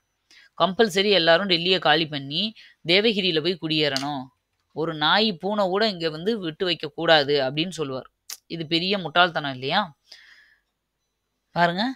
அத வந்து சொல்லியிருப்பாங்க. இப்போ அந்த டைம்ல வந்து டெல்லிய சுத்தி பார்க்க வந்த ஒரு மொராக்கா நாட்டு பயணி இபன் பதூதா அப்படிங்கிறவரு. இவர் ரொம்ப முக்கியம். இவரு சொல்லியிருப்பாரு. டெல்லி எப்படி இருந்துச்சுன்றத. காலியாக, கைவிடப்பட்டதாக, ஆனால் குறைந்த அளவு மக்களுடன் டெல்லி இருந்தது. ரொம்ப கம்மியான பேர் கடைசியா அந்த போக அ ஏற்பாடு பண்ணிக்கிட்டு இருந்தவங்க. இந்த டெல்லியிலேருந்து தௌலதாபாத்துக்கு போறதுக்கு கிட்டத்தட்ட 40 நாள் ஆகும். நடந்தே போணுமாம். நடந்தே 40 நாள் போயிருக்காங்க. யாருமே போக முடியாது. 40 நாளைக்கு கிட்டத்தட்ட நடந்தே போணும். அப்ப அந்த 40 நாளைக்கு தேவையான சாப்பாட யாராவது தூக்கிட்டு போ முடியுமா? அப்ப என்ன ஆகும்னா, போற வழியிலேயே நெறைய பேரு இறந்துருவாங்க. ஃபுட் இல்லாம, ரொம்ப டயர்ட் ஆயி, வயசானவங்கலாம் நடக்க முடியாம, நோயாளிகள்லாம் இந்த மாரி நெறைய பேர் இறந்துருவாங்க. அ ஒரு எக்ஸாம்பிள் குடுத்துருக்காங்க பாருங்க. 2 பேர் வந்து டெல்லிய விட்டு போகாம அங்கேயே ஒளிஞ்சுக்கலாம் அப்டின்ட்டு பிளான் பண்ணியிருப்பாங்க ஒரு 2 பேர். அதுல ஒருத்தர் வந்து கண்ணு தெரியாதவரு, இன்னொருத்தர் பக்கவாத நோயாளி. இவங்கனால 40 நாள்லாம் நம்மளால அலைய முடியாதுப்பா அப்படின்னு. ஆனா அவங்களுக்கு கொடூரமான தண்டனைக்கு உள்ளாக்கப்பட்டனர் அப்படின்னு குடுத்துருக்காங்க. இதெல்லாம் வரலாற்றுல சொல்லப்பட்ட விஷயங்கள். அப்ப அவரு எவ்ளோ கொடூரமா மக்கள் கிட்ட நடந்திருப்பாருன்னு பாருங்க. பாருங்க எப்படி இருந்திருக்குன்னா, அனைத்தும் அழிக்கப்பட்டன. நகரத்தின் அரண்மனைகளில், கட்டடங்களில், புறநகர் பகுதிகளில் என எங்கும் ஒரு நாயோ, பூனையோ கூட விட்டு வைக்கப்படவில்லை எனும் அளவுக்கு முழுமையாக பாழானது. டெல்லியவே முழுசா காலி பண்ணி, இவ்ளோ டார்ச்சர் பண்ணி கூட்டிட்டு போனார். சரி கூட்டிட்டு போனார்ல, அப்ப அட்லீஸ்ட் அப்படியேவாது அத அங்கேயே வச்சு தேவகிரிய ஆட்சி பண்ணியிருக்கணும்ல. அங்க என்ன பண்ணுவாருன்னா, அங்க பாதி தூரம் நெருக்கி கிட்டத்தட்ட எல்லாரும் தேவகிரிக்கு கிட்ட போகும்போது, அங்க டெல்லிய வந்து வேற மத்திய ஆசியாலருந்து மத்தவங்க வந்து அட்டாக் பண்ண ட்ரை பண்றாங்கன்ற மாரி நியூஸ் வரும் இவருக்கு. ஏன்னா, இவ எல்லாமே அங்க போயிட்டா ஈஸியா வந்து தலைநகர் டெல்லிய பிடிச்சுருவாங்க இல்லையா? அந்த நியூஸ் தெரிஞ்சோனே, ஐய்யய்யோ! அங்க டெல்லிய விட்டுற போறோம்ன்னு சொல்லிட்டு, வந்த எல்லாரையும் திரும்ப அப்படியே டெல்லிக்கு நடந்து வாங்கன்னு சொல்லிருவாரு. பாருங்க, என்ன ஆயிரும்னா, அது தப்பா போச்சு. அதனால திரும்ப நம்ம டெல்லிக்கே போயிரலான்னு சொல்லிட்டு, இங்க பாருங்க. அகைன் டெல்லிக்கே திரும்புமாறு ஆணையிட்டார். இதனால எவ்வளோ பேர் இறந்து, எவ்வளோ கட்டடங்கள அழிச்சு, எவ்வளோ நடந்ததுக்கப்புறம் திரும்ப முடிவ வேற மாத்திருவாரு. இது அவர் பண்ண ஃபர்ஸ்ட்டு மிகப்பெரிய ஒரு தப்பு. அடுத்தது 2வது விஷயம் என்ன பண்ணியிருப்பாரு அப்டின்னா, அலாவுதீன் பீரியட்ல அலாவுதீன் கில்ஜி இருந்தார்ல, அவரோட பீரியட்ல வந்து நிலவரிய தானியமா வசூல் பண்ணியிருப்பாங்க. ஆனா, இவர் காலத்துல என்ன பண்ணுவாருன்னா, பணமா குடுக்கணும்னு சொல்லிருவாரு. எனக்கு வந்து பணமா தான் நீங்க வந்து குடுக்கணும், எவ்வளோ விளைச்சல் வந்தாலும். அது மட்டும் இல்லாம நிலவரிய வந்து ரொம்ப அதிகப்படுத்திருவாரு. அதிகப்படுத்துனா, நம்மளுக்கு வந்து டாக்ஸ் எல்லாம் நெறையா கிடைச்சுச்சுன்னா, நம்ம மக்களுக்கு நெறையா செய்யலாம். நம்மளுக்கு நெறைய வரி கிடைக்கும் அப்படின்னு நெனச்சுட்டு எல்லாத்தையும் மெயினா வந்து தோவா பகுதின்னு சொல்லுவாங்க. அது வந்து முக்கியமான ஒரு பகுதி. அந்த ஏரியாக்களைலாம் நிலவரிய வந்து அதிகப்படுத்திருவாரு. ஓகேவா? அதிகப்படுத்தினதுனால என்ன ஆகும் அப்படின்னா, இந்த பாயிண்ட்ஸ் எல்லாம் விட்டுருங்க. இங்க கீழ வந்து பாருங்க. விவசாயிகள் வந்து என்ன பண்ணிருவாங்கன்னா, ராஜாவுக்கு வரி கட்ட முடியாம, அ ஒரு கட்டத்தில வந்து கிளர்ச்சி பண்ண ஆரம்பிச்சுருவாங்க. தோவா பகுதியில் கிளர்ச்சி எழுந்தது. இது ஒரு தனி பாயிண்ட்ஸ்ப்பா. அடுத்தது இந்த பாயிண்ட்டுக்கு அப்புறம் நீங்க இங்க வந்துருங்க. தோவா பகுதியில கிளர்ச்சி பண்ண ஆரம்பிச்சுருவாங்க. நிலவரி ஏன்னா உயர்ந்துகிட்டே போகுது. அவங்கனால கட்ட முடியல. ஒரு கட்டத்தில விவசாயிகள் எல்லாமே வேளாண்மையவே முழுசா கைவிட்டுருவாங்க. எங்களுக்கு விவசாயமே பண்ண முடியலப்பா. அதில லாபமே இல்லப்பா. ஏன் நாங்க பண்ணணும்னு சொல்லி கைவிட்டுருவாங்க. இதனால நாடு முழுக்க கடும் பஞ்சங்கள் உருவாக ஆரம்பிச்சுரும். அப்ப என்ன செஞ்சுருவாருன்னா, பயந்துகிட்டு, ஐய்யயோ! நம்ம தப்பு பண்ணிட்டோம்ன்னு சொல்லிட்டு, திரும்ப எல்லாரையும் கூப்ட்டு, அ இது மானியம், லோனு இதெல்லாம் குடுக்க ஆரம்பிச்சுருவாரு. ஓகேவா? இல்ல வாங்க, நான் வந்து உங்களுக்கு விவசாய லோன் குடுக்குறோம், மானியங்கள் குடுக்குறோம். நீங்க வந்து திரும்ப விவசாயம் பண்ணுங்க. அப்படின்னு சொல்லி இவரே கூப்ட்டு குடுக்குற நெலம வந்துரும். ஏன் நிலவரிய கூட்டணும்? ஏன் திரும்ப வந்து அதுக்கு மக்கள கூப்ட்டு இவரே காசு குடுக்கணும்? இது 2வது அவர் பண்ண ஒரு மிகப்பெரிய முரண்பாடு. 3வது என்ன பண்ணுவாருன்னா, வெள்ளி காசு வந்து பற்றாக்குறையா இருக்கு அப்படின்றதுனால, செப்பு நாணயங்கள வெளியிடுவோம். ஏன் வெள்ளியில தான் பண்ணணுமா? வெள்ளி வந்து அங்க கிடைக்கிறது கஷ்டமா இருக்கும் இல்லையா? அதனால வெள்ளி காசு பற்றாக்குறையினால இவரு ரொம்ப அறிவாளித்தனமா யோசிக்கிறேன்னு சொல்லிட்டு செப்பு நாணயங்கள வெளியிட்டுருவாரு. செப்பு நாணயம் தான் ஈஸியா கிடைக்குதுல்ல அப்படின்னு. அப்போ என்ன ஆயிரும்னா, செப்பு நாணயம் ஈஸியா கிடைக்கும்போது எல்லாருக்குமே கிடைக்கும் இல்லையா? அப்ப கள்ள நாணயங்கள் அதிகமா அடிக்க ஆரம்பிச்சுருவாங்க. கள்ள நோட்டு எங்க பார்த்தாலும் செப்பு காசு ஈஸியா கிடைக்குது. அத வச்சுட்டு எல்லாருமே காயின் அடிக்க ஆரம்பிச்சுருவாங்க. அப்ப என்ன செய்வாரு, ஐயோ! தப்பு பண்ணிட்டேன்னு சொல்லிட்டு திரும்பியும் தங்கம், வெள்ளின்னு நாணயங்கள மாத்துவார். ஆல்ரெடி அடிச்ச செப்பு காச பூரா தூக்கி கீழ போட்டு, நம்ம இதுல ரூ. 500 நோட்டு செல்லாதுன்னு அறிவிச்சாங்க இல்லையா? அது மாதிரி அப்பயெல்லாம் அம் அங்க போய் பார்த்தா டெல்லி முழுக்க ரோட்ல எங்க பார்த்தாலும் காயினா ரோட்ல கிடந்துச்சு அப்படின்னு போட்டிருப்பாங்க. சரியா? அதெல்லாம் தூக்கி போட்டு திரும்ப தங்கம், வெள்ளி காசுகள அறிவிச்சார். இந்த 3 விஷயமே இவர் பண்ண ஒரு மிகப்பெரிய முட்டாள்தனமான விஷயங்கள். அதனால தான் இவர முரண்களின் மொத்த உருவம் அப்படின்னு சொல்றாங்க. கிட்டத்தட்ட 25 ஆண்டுகள் ஆட்சி புரிந்தார். அவுத், முல்தான், சிந்து இதெல்லாமே இவரோட பீரியட்ல சுதந்திர அரசுகள் ஆயிட்டாங்க. தனித்தனியா பிரிஞ்சு சுதந்திர அரசு ஆயிட்டாங்க. இவரோட பீரியட்ல தான் இவர்கிட்ட படை வீரரா இருந்த பாமினி அப்படிங்கிறவரு தௌலதாபாத்த வந்து சுதந்திர அரசா மாத்தி, பாமினி சுல்தானியம் அப்படின்ற ஒரு தனி சுல்தானியத்தவே உருவாக்குனார். நம்ம இனிமேல் படிப்போம். விஜயநகர பாமினி அரசுகள் படிக்கும்போது, இந்த பாமினி சுல்தான பத்தி படிப்போம். அது நடந்தது இவரோட பீரியட்ல தான்.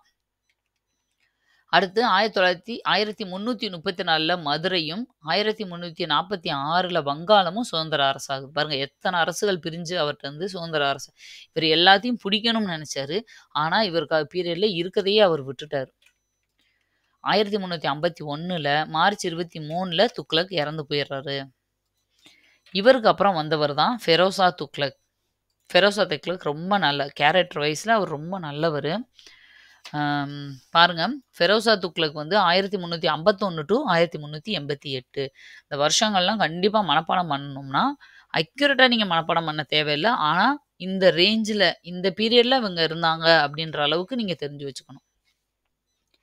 இந்த ஃபெரோசா துக்ளக் யாரு அப்படின்னா, கியாசுதீனோட இளைய சகோதரனின் மகன்.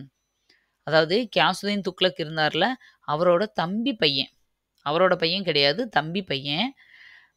இவர் வந்து ஆட்சிக்கு வந்ததுக்கு அப்புறம் கியாசுதீனுக்கு தம்பி பையன். முகமது பின் துக்ளக்கு வந்து சித்தப்பா பையன். அதாவது தம்பி. ஓகேவா? சித்தப்பா பையன். ஏன்னா கியாசுதீனும் இறந்து போயிட்டாரு. அவரோட பையனும் இறந்துட்டாங்க. இப்ப அது அடுத்த வாரிசு தம்பி பசங்க அப்படி வராங்க. இப்ப பெரியப்பா, அண்ணன் எல்லாம் இறந்துட்டனால தம்பி பதவியில இருக்காரு. பிரிந்து சென்ற மாகாணங்களை மீட்க முடியவில்லை. இவர் வந்து அந்த சுதந்திர அரசா வந்து நெறைய முகமது பின் துக்ளக் காலத்துல போயிருச்சு இல்லையா? அதெல்லாம் திரும்ப மீட்க முடியல. இவரு மீட்கவும் விரும்பல. இன்னும் பெருசாக்கணுன்ற ஆசையெல்லாம் இவருக்கு கிடையாது. அது மாதிரி தக்காணத்துல ஏதாவது ஒரு பிரச்சனை, தக்காண பிரச்சனைகளில் தலையிட வேண்டும் என பாமினி இளவரசர் அழைத்த விடுப்பை ஏற்க மறுத்துவிட்டார். இங்க தக்காணத்துல வந்து ஒரு சில பிரச்சனை இருக்கு. உங்களோட ஆட்சி இந்த பக்கம் தானே இருக்கு. வந்து நீங்க பாருங்கன்றதுக்கு, அதெல்லாம் நான் பார்க்கல. அது நீங்களே உங்க ப்ராப்ளத்த பார்த்துக்கோங்க அப்டின்ட்டு, முடிஞ்ச வரைக்கும் அவரோட பொறுப்புகள குறைச்சுட்டாரு. குறைச்சுட்டு நாட்டுகள பிடிக்கணுன்றத வந்து அவர் விரும்பல. இவர் வந்து எப்படி இருந்திருக்காருன்னா, இங்க பாருங்க துறவிகள், மதத் தலைவர்கள், ஏழை முஸ்லிம்களுக்கு அறக்கட்டளை கட்டிக் குடுக்குறது, கல்லூரிகள், மருத்துவமனைகள், மசூதிகள் கட்டுறது, இந்த மாதிரி விஷயங்கள்ல இவர் அதிகமா கான்சன்ட்ரேட் பண்ணாரு. ராஜாக்கள்னாலே படையெடுக்கணும், நாட பிடிக்கணும், இந்த வேலையில தானே இருப்பாங்க. இவர் வந்து படைய அதிகமா எடுக்கவும் இல்ல, விட்டு போன நாடுகள பிடிக்கவும் இல்ல. இவரு கவனம் எல்லாமே மக்கள் தொடர்பா இருந்துச்சு.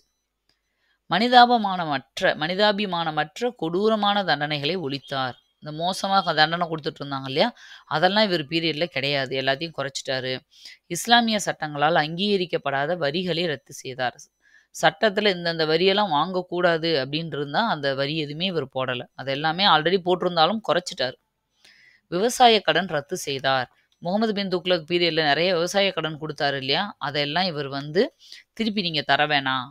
நீங்களே அத வந்து வச்சுக்கோங்கன்னு சொல்லி கேன்சல் பண்றாரு. நீர்ப்பாசன கால்வாய்களை வெட்டினார். நெறைய அந்த பஞ்சங்கள்லாம் உருவாறதுக்கு காரணம், நீர் வந்து சரியா இல்லாததுனாலன்னு சொல்லி கால்வாய்கள நெறையா வெட்டுறாரு. அலாவுதீன் கில்ஜி பீரியட்ல இருந்த 30 பழைய தோட்டங்களை புனரமைத்தார். தோட்டங்கள்னா இந்த பார்க் பெரிய பெரிய பார்க் மாதிரி இருக்கும் இல்லையா? அதெல்லாம் இவர் சரி பண்ணி, சீரமைச்சுட்டு, எக்ஸ்ட்ராவா 1200 புதிய தோட்டங்கள உருவாக்கினார். 1200 பாருங்க, அலாவுதீன் கில்ஜி பீரியட்ல வெறும் 30 தான் இருந்திருக்கு. இவர் வந்து 1200 தோட்டம்னா, இப்ப எவ்வளோ உருவாக்கியிருக்காரு. அது மட்டும் இல்லாம, ஃபெரோசாபாத், ஜான்பூர், ஹிசார், ஃபிரோஸ்பூர் அப்படிங்கிற புது நகரங்கள், இத்தன நகரங்கள உருவாக்கியிருக்காரு இவரு. பாருங்க 2 இது அவர் பேர்லயே வரும். ஃபெரோசாபாத்ன்னு ஒண்ணு, ஃபெரோஸ்பூர்ன்னு ஒண்ணு. ஏன்னா இவரு ஃபெரோஷா துக்ளக் தானே. மீதி 2ம் ஜான்பூர், ஹிசார். அது 2 மட்டும் ஞாபகம் வச்சுக்கோங்க. ஆனா, இவர் இவ்ளோ நல்லவரா இருந்தும் கூட, இவரோட பையன் இவருக்கு வந்து ஒத்து வரவே இல்ல. இவரோட பையன் வந்து முகமது கான் அப்படிங்கிறவரு, இவர் வந்து தந்தைய எதிர்த்தே கிளர்ச்சி பண்ணிக்கிட்டே இருந்திருப்பாரு. இவரோட கடைசி காலத்துல பெருசா நிம்மதி இல்லாம தான் அவர் பாவம் இறந்து போயிருப்பாரு. 1388ல ஃபெரோஷா துக்ளக் இறந்து போயிறாரு. அவரோட 83வது வயசுல. அடுத்தது தைமூர் படையெடுப்பு. பாருங்க 1388ல ஃபெரோசா துக்ளக் இறக்குறாரு.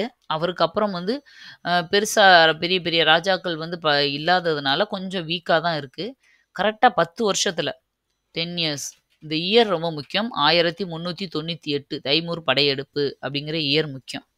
இந்த தைமூர் யாரு அப்படின்னா, மத்திய ஆசியாவுல சாமர்கண்ட் மற்றும் அதை சுற்றியுள்ள பகுதிகளை ஆட்சி பண்ணிக்கிட்டு இருந்தவர் தான் இந்த தைமூர். எப்படி செங்கிஸ்கான், மங்கோலியர்கள் இதெல்லாம் சொல்றோமோ, அது மாரி தைமூருன்றதும் ஒரு மிகப்பெரிய ஒரு ஸ்ட்ராங்கான ஒரு டீம் தான்.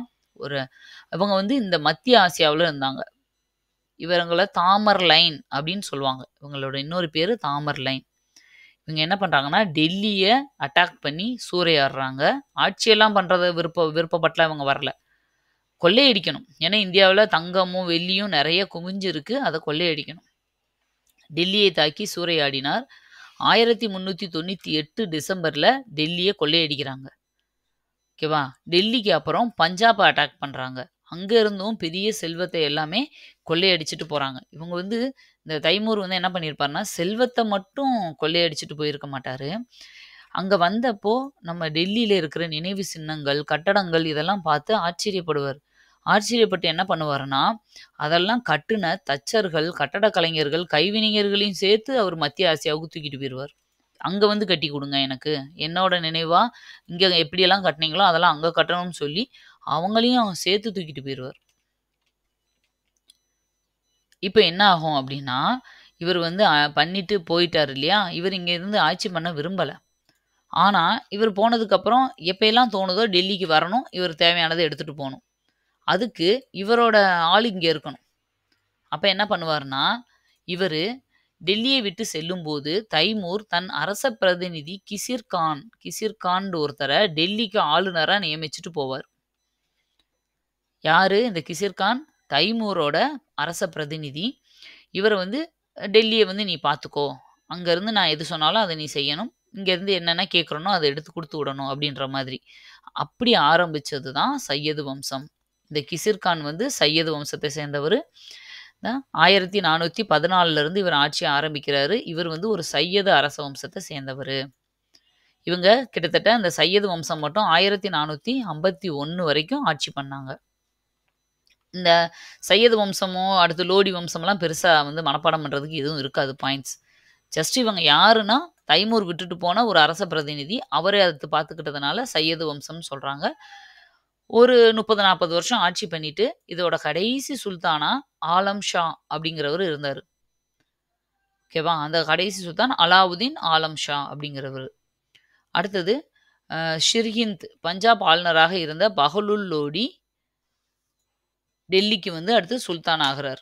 இவருக்கு அப்புறம் யாரு? இந்த கடைசி அரசர் ஆலம் ஷாவுக்கு அப்புறம் பஹலுல் லோடி அப்படிங்கிற இவர் யாருன்னா, பஞ்சாப்ல ஆட்சி பண்ணிட்டு இருந்தார். ஆலம் ஷாவோட பீரியட்ல பஞ்சாப்ல ஆளுநரா ஆட்சி பண்ணிக்கிட்டு இருந்தவரு. அந்த காலத்துலலாம் ஆளுநர்கள் எல்லாமே அடுத்த மினிஸ்டர்ஸ் மாரி. ஓகேவா? சிஎம் கீழ இருக்க மினிஸ்டர்ஸ். சிஎம் திடீர்னு வாரிசே இல்லாம இறந்து போயிட்டா என்ன பண்ணுவாங்க? அந்த மினிஸ்டர்ஸ்லயே ஒரு மூத்த தலைவர் யாரோ, அவங்க சிஎம் ஆயிடுறாங்க இல்லையா? அதே மாதிரி தான். ஆளுநர்கள் அங்கங்க ஆட்சி பண்ணிட்டு இருப்பாங்க. அதுல யாரு திறமையான ஆளோ, அவங்க வந்து அடிச்சு அடுத்து வந்து அரசராவாங்க. அப்படிதான் லோடி வந்து ஆகுறாரு. யாரு? பஹலுல் லோடி. இப்ப லோடி வந்த உடனே லோடி வம்சம் ஆரம்பிக்குது. லோடி வம்சம்ல வருஷம் என்னன்னா 1451ல ஆரம்பிச்சு 26 வரைக்கும் ஆட்சி பண்றாங்க. பாருங்க 1451ல ஃபர்ஸ்ட் பஹலுல் லோடி ஆரம்பிக்கிறாரு. அதுக்கு அடுத்து 1489ல அவரோட பையன் சிக்கந்தர் லோடி அப்படிங்கிறவர் வந்து பதவியை பிடிச்சு அவரும் கொஞ்ச நாள் ஆட்சி பண்ணிட்டு இருக்காரு. இவர் கலை கல்வியை ஆதரித்தவர், அதிகமா ஆதரித்தவர் இந்த சிக்கந்தர் லோடி. ஆக்ராவை தலைநகரமாக்கினார். பாருங்க ஃபர்ஸ்ட் குத்புதீன் என்ன பண்ணாரு? லாகூர்ல இருந்து டெல்லிக்கு மாத்தினார். திரும்ப முகமது பின் துக்ளக் டெல்லிய தௌலதாபாத்துக்கு மாத்தினார். தௌலதாபாத்தை தலைநகரமா மாத்தினார். தௌலதாபாத். அதுக்கப்புறம் திரும்ப பயந்துக்கிட்டு டெல்லிக்கே வந்துட்டார். அப்ப டெல்லி தான் திரும்ப இருந்திருக்கு தலைநகரமா. ஆனா சிக்கந்தர் லோடி என்ன பண்றாருன்னா, இவர் பீரியட் முடியும் போது டெல்லியில இருந்து தலைநகரத்தை ஆக்ராவுக்கு மாத்துறாரு. இது கேட்பாங்கப்பா, தலைநகரம் டெல்லியை ஆக்ராவாக மாற்றியவர் யாருன்னு கேட்பாங்க. சிக்கந்தர் லோடி அப்படின்னு நீங்க சொல்லணும். 1517ல இவரும் இறந்து போயிடுறாரு. இவருக்கு அடுத்த வந்தவர் தான் இப்ராஹிம் லோடி. இவரோட பையன் தான். ஓகேவா? இவரோட பையன் தான் இப்ராஹிம் லோடி. இந்த இப்ராஹிம் லோடி தான் உங்களுக்கு தெரியும். நம்ம இதுக்கடுத்து அப்படியே கண்டினியூ ஆகிறது தான் முகலாயர்கள். நம்ம பார்த்தோம் இல்லையா? அந்த முகலாயர் எப்படி வந்திருப்பாங்க?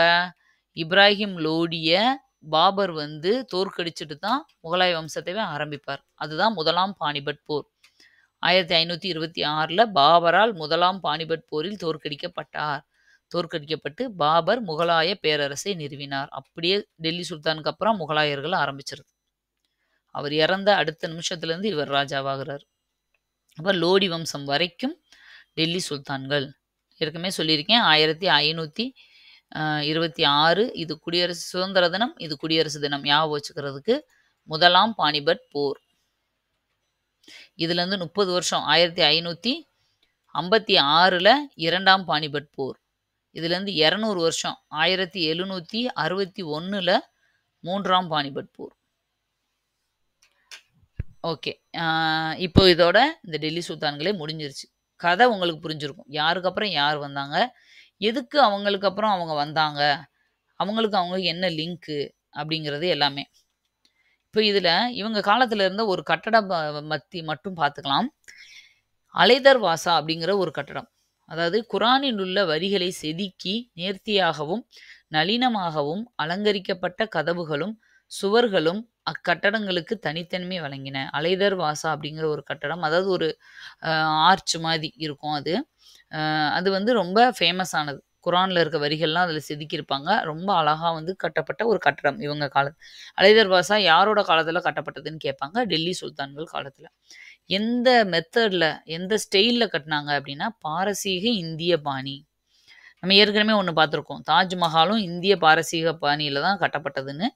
இந்த அலைதர் வாசாவும் அதே பாணியில் கட்டப்பட்டது தான். அப்படின்னா என்ன அர்த்தம்னா இந்தோ சாராசனிக் வடிவம் அப்படின்னு சொல்லுவாங்க.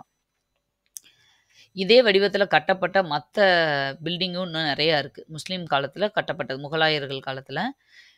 டெல்லி சுல்தான், முகலாயர் 2 பேர் பீரியட்லயுமே இந்தோ சாராசனிக் வடிவம் தான் அதிகமா பயன்படுத்தப்பட்டுச்சு. அது எந்த வடிவம்னு கேட்பாங்க. இந்த மெத்தட்ல கட்டப்பட்ட இன்னும் வேற பில்டிங்லாம் என்ன அப்டின்னா, குதுப் மினார், அலை தர்வாசா, குவ்வத் உல் இஸ்லாம் மசூதி, மோத்தி மசூதி, இல்துமிஸ் பால்பனோட கல்லறைகள், அப்புறம் தௌலதாபாத், ஃபெரோசாபாத்ல இருக்கிற கோட்டைகள். இதெல்லாமே இந்த இந்தோ சாராசனிக் கலை வடிவத்துல கட்டப்பட்டது தான். ஓகே. இப்போ இந்த பாடம் முடிஞ்சிருச்சு. இத நான் உங்களுக்கு வந்து ஈஸியா ஞாபகம் வைக்கிறதுக்கு ஒரு ஃப்ளோ சார்ட் மெத்தட் மாரி குடுத்துருக்கேன். பாருங்க, இத நீங்க வரிசையா அப்படியே நோட்ல எழுதி வச்சுக்கோங்க. டெல்லி சுல்தான்கள். ஃபர்ஸ்ட் யார் வந்தா? யாருக்கு அப்புறம் யார் வந்தாங்க? பாருங்க, குத்புதீன் ஐபக், அவரோட பையன் 6ஆம் ஷா இடையில இருந்தாரு. அப்புறம் சம்சுதீன் இல்துமிஸ் வராரு. இவர் தான் மருமகன். அதுக்கப்புறம் ரஷ்யா வராங்க. அதுக்கப்புறம் 3 அரசர்கள். கியாசுதீன் பால்பன் வராரு. இப்ப நான் சொன்னத அப்படியே இந்த ஃப்ளோ சார்ட்ல அப்படியே ஒரு கதையா குடுத்துருக்கேன். இந்த ஃப்ளோ சார்ட்ட மட்டும் நீங்க பார்த்தா போதும். உங்களுக்கு இந்த பாடம் ஃபுல்லாவே கம்ப்ளீட் ஆயிரும். ஓகேவா? இந்த வீடியோவ பாஸ் பண்ணி வச்சுட்டு, இந்த ஃப்ளோ சார்ட்ட வந்து நீங்க அப்படியே வரிசையா நோட் பண்ணி வச்சுக்கோங்க. இது ஃபுல்லா பார்த்தாலே நீங்க எக்ஸாம் போம்போதெல்லாம் நீங்க இந்த ஃப்ளோ சார்ட்ட மட்டும் பார்த்தா போதும். ரிவிஷனுக்கு உங்களுக்கு வந்து யூஸ்ஃபுல்லா இருக்கும். ஏன்னா ஒவ்வொருத்தருக்கும் கீழ அவங்களோட எக்ஸ்ட்ரா இப்ப பாருங்க, ஃபெரோசா துக்ளக் அப்படின்னு இருக்கு இல்லையா? இந்த ஃபெரோசா துக்ளக்கோட பையன் ஃபத் கான் அப்படிங்கிறது இங்க குடுத்துருக்கேன். அவரோட பேரன் கியாசுதீன். இது எல்லாமே இன்னும் எக்ஸ்ட்ராவா அவங்களோட பசங்களோட பேரெல்லாம் இதுக்குள்ள இருக்கும். நீங்க வந்து ஒரு தடவ செக் பண்ணிக்கோங்க. இப்போ இந்த டாபிக் ஃபுல்லாவே கம்ப்ளீட் ஆயிருச்சுப்பா. இப்போ இதோட பார்ட் 2 வீடியோ. இது வந்து பார்ட் 1. பார்ட் 2 வீடியோல இதுல மிஸ் ஆன பாயிண்ட்ஸு, எக்ஸ்ட்ராவா பழைய புக்கு, புது புக்குலலாம் 11ல இதுல மாரி இருக்கிற எக்ஸ்ட்ரா பாயிண்ட்ஸ நான் பார்ட் 2 வீடியோல உங்களுக்கு நான் வந்து எக்ஸ்ப்ளைன் பண்றேன். இந்த 2 பார்ட்டையும் நீங்க ஃபுல்லா பார்த்து முடிச்சா போதும். உங்களுக்கு வந்து டெல்லி சுல்தான்கள் வந்து கம்ப்ளீட் ஆயிரும். இதிலிருந்து 2 கொஸ்டின் நீங்க எதிர்பார்க்கலாம் எக்ஸாம்ல. ஓகேப்பா. நம்ம சேனல ஃபர்ஸ்ட் டைம் பார்க்குறீங்கன்னா, சப்ஸ்கிரைப் பண்ணி வச்சுக்கோங்க. உங்களோட ஃப்ரெண்ட்ஸ், ரிலேட்டிவ்ஸ் இதே மாரி எக்ஸாம் ப்ரிப்பேர் பண்றவங்களுக்கு நம்ம சேனல்ல ஷேர் பண்ணி சப்ஸ்கிரைப் பண்ண சொல்லுங்க. கன்டினியூஸா ஃபாலோ பண்ணுங்க. இது மட்டும் இல்லாம தமிழ் வீடியோ, அம் பாலிட்டி, கரண்ட் அஃபேர்ஸு, அதே மாதிரி திருக்குறள் சம்மந்தப்பட்ட வீடியோக்கள், கரண்ட் அஃபேர்ஸ்க்கான பிடிஎஃப் ஃப்ரீயா குடுத்துட்ருக்கோம். தமிழுக்கும் அதே மாதிரி ஃப்ரீ பிடிஎஃப் புது சிலபஸ பேஸ் பண்ணி குடுத்துட்ருக்கோம். எல்லாமே நம்ம சேனல்ல இருக்கு. பிளேலிஸ்ட்ல போய் ஒன்ஸ் செக் பண்ணி பாருங்க. உங்களுக்கு கண்டிப்பா பிடிக்கும். கன்டினியூஸா சேனல ஃபாலோ பண்ணுங்க. இந்த வருஷம் போஸ்டிங் வாங்குறதுக்கு நம்ம சேனல் உங்களுக்கு முழுக்க முழுக்க ஹெல்ப்ஃபுல்லா இருக்கும். Thank you. அடுத்த வீடியோல மீட் பண்ணலாம். பை.